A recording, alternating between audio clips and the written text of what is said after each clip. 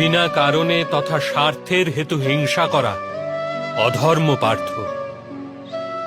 বাস্তবে অহিংসাই পরম ধর্ম, আর তার সাথে সত্য, ক্রোধ না করা, ত্যাগ, মনের শান্তি, নিন্দা না করা, দয়াভাব, সুখের প্রতি আকর্ষিত না হওয়া, বিনা কারণে কোনো কার্য না করা, তেজ, ক্ষমা, ধৈর্য, শরীরের শুদ্ধতা, ধর্মের বিরোধিতা না করা তথা অহংকার না করা, এই সব গুণকে সত্য গুণের সম্পত্তি বা দৈবিক সম্পত্তি বলা হয়।